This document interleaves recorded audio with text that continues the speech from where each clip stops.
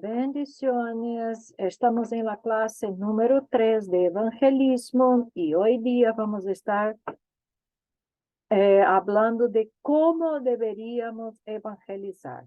En las clases anteriores hemos hablado de la cultura de evangelización, hemos hablado de lo que no es evangelizar, hemos hablado de quién debería evangelizar y hemos hablado también por qué deberíamos evangelizar, cuál es la motivación para que pudiéramos cumplir este mandato del Señor Jesús a cada uno de nosotros. En la clase de hoy vamos a nos detener a este tema, ¿cómo deberíamos evangelizar? Vamos entonces a ello. Deberíamos evangelizar honestamente y urgentemente. En 2 de Corintios, capítulo 4, versículo 1 a 6, Pablo describe sus propios compromisos evangelísticos como un apóstol. Entonces vemos que si existe una característica que debe estar presente, que debe nos enseñar cómo debe ser nuestro trabajo de evangelismo, aquí está, honestamente y urgentemente. Por lo cual, dice el texto bíblico de 2 Corintios 4, de 1 a 6, por lo cual, teniendo nosotros este ministerio, según la misericordia que hemos recibido, no desmayamos. Antes bien, renunciamos a lo oculto y vergonzoso, no andando con astucia ni adulterando la palabra de Dios, sino por la manifestación de la verdad, recomendámonos a toda conciencia humana delante de Dios. Entonces vemos aquí que Pablo no adultera la palabra de Dios, renuncia a lo oculto y vergonzoso, no andando con astucias ni adulterando la palabra de Dios, sino por la manifestación de la verdad, dice él. Entonces, honestamente, con honestidad. Pero si nuestro evangelio está aún encubierto, entre los que se pierden está encubierto, en los cuales el Dios de este siglo cegó el entendimiento de los incrédulos para que no les resplandezca la luz del evangelio de la gloria de Cristo, el cual es la imagen de Dios, porque no nos predicamos a nosotros mismos, sino a Jesucristo como Señor y a nosotros como vuestros siervos por amor de Jesús. Porque Dios que mandó que de las tinieblas resplandeciese la luz, es el que resplandeció en nuestros corazones para iluminación del conocimiento de la gloria de Dios en la faz de Cristo, de Jesucristo. Pablo, entonces, aquí en este texto, vemos que Pablo ha renunciado a caminos vergonzosos y deshonestos. Segundo, Pablo se niega a practicar la astucia o a adulterar la palabra de Dios. Tercero, silenciar la mala noticia. ¿Se acuerdan que hemos dicho que el evangelio tiene una mala noticia y tiene una buena noticia? Por lo general, a la gente le suele en lo máximo decir la buena noticia, Dios te ama, Jesús vino para morir por ti, vino para ser tu salvador, etcétera, etcétera. Pero no enseñan la mala noticia, y si no conocemos la mala noticia, si la gente no sabe de la mala noticia, no va a entender la importancia y la grandeza de la buena noticia. Entonces, silenciar la mala noticia acerca de nuestros pecados y el juicio de Dios es algo que involucra exatamente lo que Pablo está hablando anteriormente, que él no hacía, es adulterar la palabra, es practicar la astucia, porque a nadie le gusta escuchar que es un pecador, que está perdido, que va al infierno, que no es bueno, no es justo, que no es nada de lo bonito que le pintan. no es agradable a nadie escuchar que uno está bajo el juicio de Dios, bajo la ira de Dios, si no se arrepiente de sus pecados. Entonces, yo incluso ya escuché gente hablando, pero la gente se enoja o se va a enojar si decimos esto para ellos. Pero si no lo decimos, no estamos predicando el evangelio. No importa si es enojo. Lo importante es que escuchen la verdad y entonces la verdad honestamente, como hemos visto inicialmente. ¿Cómo debemos pregar el evangelio? Honestamente. Hacer del evangelio un mensaje acerca de la salud y la prosperidad en esta vida también es un error. Presentar a Jesús como un simple amigo que nos ayuda en lugar del Señor que nos gobierna son algunos ejemplos de lo oculto y vergonzoso y de andar con astucia y adulterar la palabra de Dios.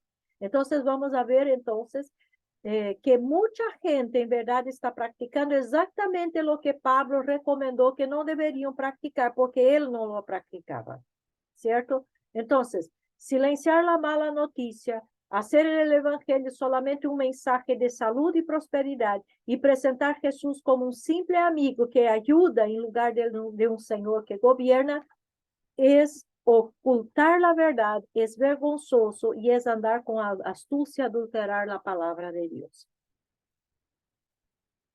Es tentador adulterar el evangelio cuando evangelizamos. ¿Por qué? El evangelio es ofensivo para los que no son cristianos. Ansiamos la aceptación de los demás. Queremos que la gente venga a la fe en Cristo y somos tentados a intentar que esto ocurra, haciendo del evangelio el evangelio más atractivo para ellos. ¿Ok? Entonces, hay que vigilar también aquí. Es muy tentador adulterar el evangelio. Y una verdad que debemos estar conscientes, el evangelio es ofensivo para los que no son cristianos. El evangelio confronta a la gente. Y es esto que a muchos no les gusta. Con una descripción positiva de la forma en que comparte el evangelio, Pablo dice que él afirma la verdad abiertamente. No importa si la gente se enoja, no importa si no les guste, no importa si se vayan, no importa. Lo importante es que tenemos que predicar la verdad del evangelio honestamente. El objetivo de la declaración abierta de Pablo de la verdad ha de encomendarse a las conciencias de los demás, a los ojos de Dios. Entonces, ¿por qué Pablo declara abiertamente? El objetivo está ahí, para encomendarse a las conciencias de los demás y a los ojos de Dios. Dios está viendo si uno está predicando el evangelio exactamente como debe y como es, o si no está siendo honesto en esto. Al seguir el ejemplo de Pablo, deberíamos evangelizar honestamente. Deberíamos proclamar la verdad del evangelio abiertamente. Deberíamos hacer esto, como dice Pablo, para encomendarnos nosotros mismos a las conciencias de los demás ante Dios. Independiente de cómo nuestros amigos no creyentes respondan al evangelio, nosotros somos responsables ante Dios por compartir el mensaje con fidelidad. Entonces, no importa cuál va a ser la respuesta de la gente cuando escuche el evangelio. Nuestra responsabilidad es compartir el mensaje con fidelidad, aunque sea duro, aunque sea chocante, es esto que debemos hacer. Deberíamos evangelizar honestamente. En 2 de Corintios, capítulos 5 y 6, Pablo elabora más sus compromisos como evangelista escribiendo. Del capítulo 5 de 2 Corintios, versículo 20 hasta el 6:2 dice, así que somos embajadores en nombre de Cristo, como si Dios rogase por medio de nosotros. Os rogamos en nombre de Cristo, reconciliaos con Dios. Al que no conoció pecado, por nosotros lo hizo pecado, para que nosotros fuésemos hechos justicia de Dios en él. Así pues nosotros, como colaboradores suyos, os exhortamos también a que no recibáis en vano la gracia de Dios. Porque dice, en tiempo aceptable te he oído y en el día de salvación te he socorrido. He aquí ahora el tiempo aceptable, he aquí ahora el día de la salvación. En estos versículos entonces vemos primero el ruego de Dios que Dios hace por medio de Pablo es, nosotros os rogamos en nombre de Cristo. ¿Cuál es el ruego? Reconciliaos con Dios. Esta es podemos decir, la súplica, el ruego de Dios es que la gente se reconcilie con él. Y Pablo transmite este ruego de Dios de la reconciliación a la gente. Segundo, implorar significa pedir con urgencia o pena. Esto nos muestra que la evangelización de Pablo era directa, suplicante y urgente. Tercero, en el capítulo 6, versículo 1, Pablo ruega a los corintios que no reciban la gracia de Dios en vano.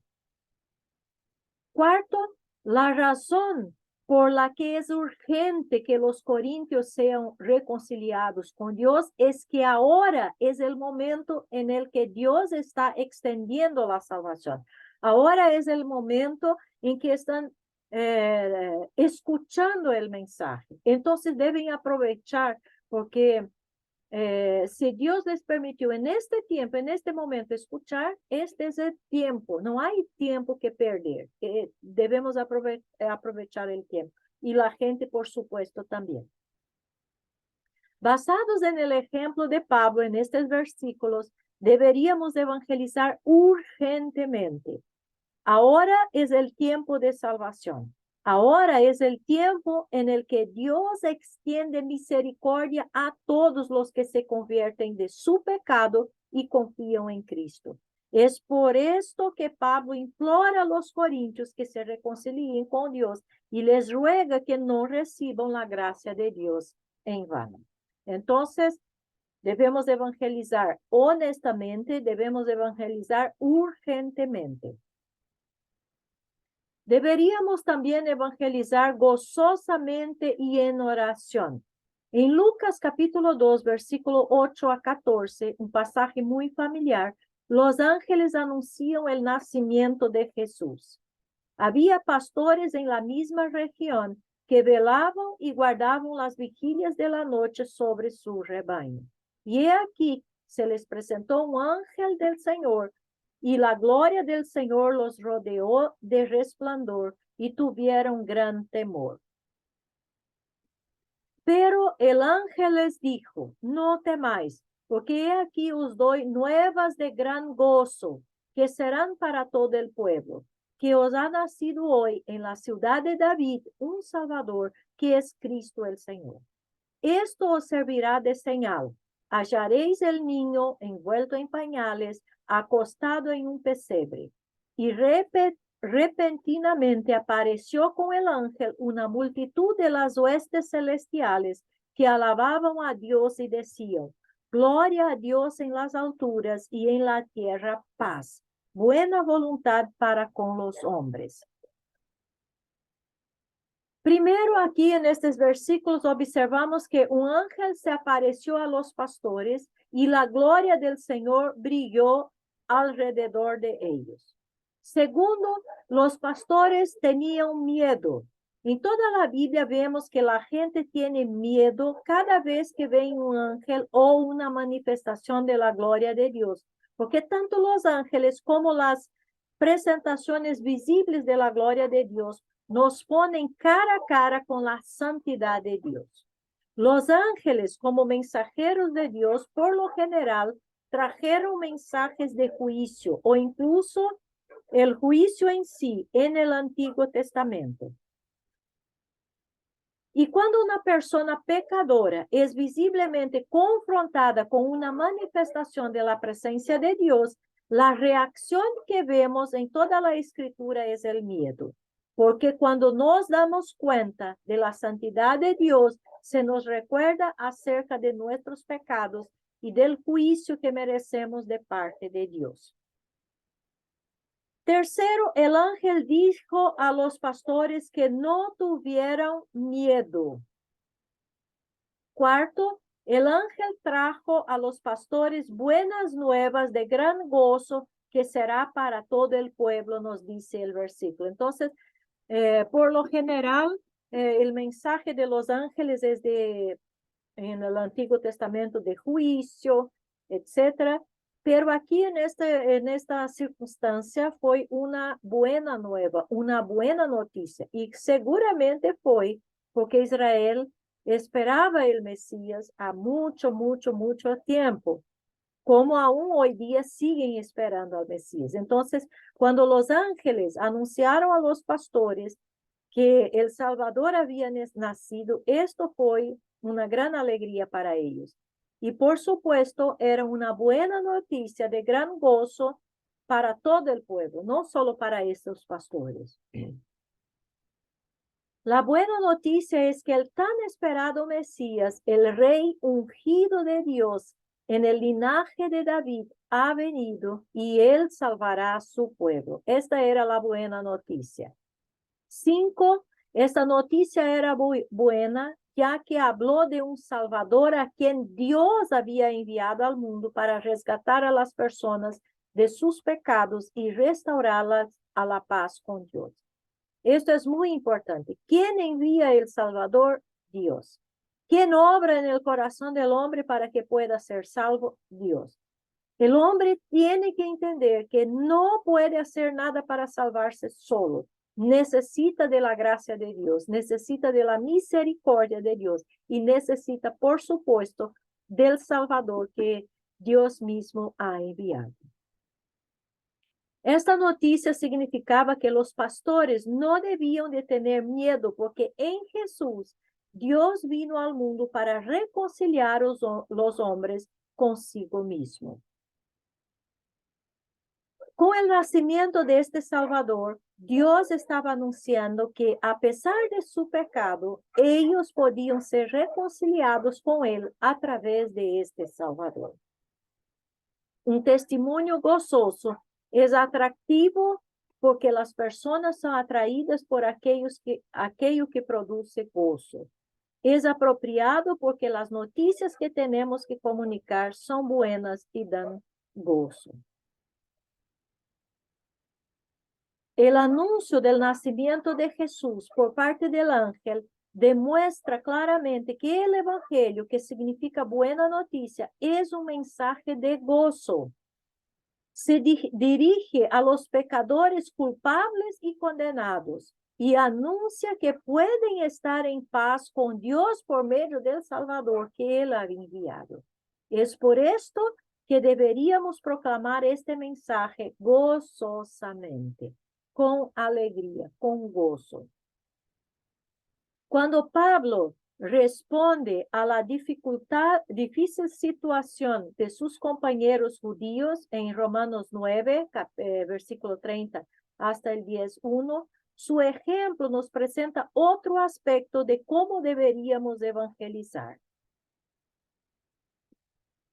Dice el texto, ¿qué pues diremos? Que los gentiles que no iban tras la justicia han alcanzado la justicia, es decir, la justicia que es por fe, mas Israel que iba tras una ley de justicia no la alcanzó. ¿Por qué? Porque iban tras ella no por fe, sino como por las obras de la ley, pues tropezaron en la piedra de tropiezo, como está escrito. He aquí pongo en Sión piedra de tropiezo y roca de caída, y el que cayere en él no será avergonzado. Hermanos, ciertamente el anhelo de mi corazón y mi oración a Dios por Israel es para salvación.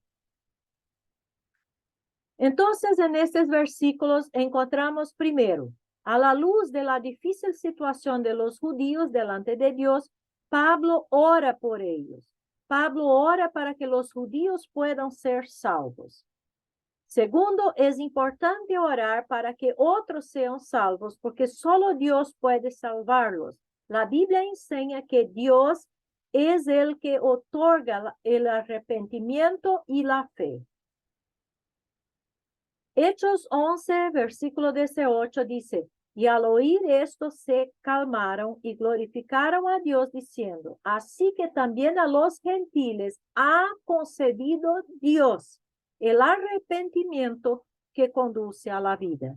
Y Filipenses 1, 29 nos dice, porque a vosotros se os ha concedido por amor de Cristo no solo creer en él, sino también sufrir por él. Dios abre los corazones de la gente para aceptar el evangelio. Hechos 16, versículo 14 dice, y estaba escuchando cierta mujer llamada Lidia, de la ciudad de Tiatira, vendedora de telas de púrpura, que adoraba a Dios. Y el Señor abrió su corazón para que recibiera lo que Pablo decía. Dios es el que hace brillar la luz del evangelio en nuestros corazones. Segunda de Corintios 4, 6, dice, pues Dios que dijo que de las tinieblas resplandeciera la luz, es el que ha resplandecido en nuestros corazones para iluminación del conocimiento de la gloria de Dios en la faz de Cristo. Y Dios es el que restaura a los muertos espirituales a la vida. Efesios 2, de 1 a 6 nos dice, y Él os dio vida a vosotros que estabais muertos en vuestros delitos y pecados. Pero Dios, que es rico en misericordia, por causa del gran amor con que nos amó, aun cuando estábamos muertos en nuestros delitos, nos dio vida juntamente con Cristo. Por gracia habéis sido salvados. Y en Él nos resucitó y con Él nos sentó en los lugares celestiales en Cristo Jesús. Entonces vemos aquí que quien hace todo en la vida de una persona para que ella pueda ser salva es Dios. ¿Ok? Siguiendo el ejemplo de Pablo, deberíamos evangelizar habiendo orado. Entonces, finalizamos aquí. Hemos visto que debemos evangelizar honestamente, debemos evangelizar gozosamente, debemos evangelizar urgentemente y debemos evangelizar orando. ¿Ok? Que Dios les esté bendeciendo y nos vemos en la próxima clase. Chao, chao.